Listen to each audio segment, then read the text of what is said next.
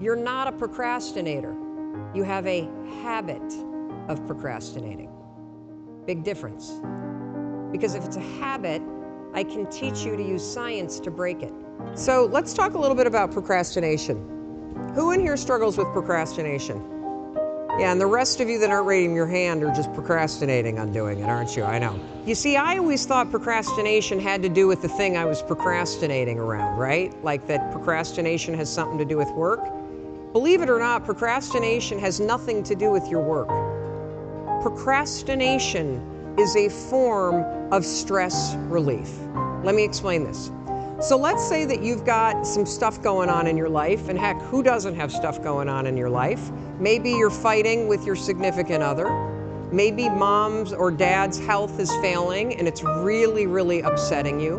Maybe you've got some financial stuff. You put too much of your savings into Bitcoin, and now that that's crashed, you're stressed out about it, right? And so you go into work, and when you get into work, you got stuff to do, you kind of walk in and you got this big stress ball that subconsciously is hanging over your head. And so you walk in and you sit down, and you know you got 13 phone calls you need to make. And you also know that you've been chickening out, you've been making easy calls, and there's a bunch of CIOs or other people that are higher level that you haven't been calling. And so as you sit down to do it, you got the stress on your shoulders, your brain it starts to go, wait a minute, well, you want me to make a call to somebody that I'm scared to make? Absolutely not. I'm so stressed out about, can we just watch some cat videos for a minute? And next thing you know, an hour's gone by. And then, of course, what do? You beat yourself up. So the only way that you can break this habit, and that's an important word for you to hear, you're not a procrastinator. You have a habit of procrastinating. Big difference. Because if it's a habit, I can teach you to use science to break it. You see, all habits have three parts. There's a trigger, and in the case of procrastination, the trigger's always stress. Then there's a pattern you repeat, and in the case of procrastination, it is to avoid doing something. And then there's a reward. You get a little stress relief.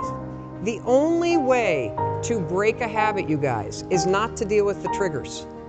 You're never going to get rid of the stress in your life, but you can 100% change your pattern of avoiding work. So next time that you're in a situation where you feel yourself hesitate, you spent way too much time checking out the highlights from last night's scores, what you're going to do is you're going to go, oh, I must be stressed out about something. Acknowledge the stress. Then go 5, 4, 3, 2, 1. I want you to count to yourself because I want you to interrupt the habit that's stored here, and I want you to awaken your prefrontal cortex. Then I want you to just work, just for 5 minutes. The reason why I want you to only work for 5 minutes is because your problem isn't working. It's the habit of avoiding. I just need you to start. And here's the other cool thing.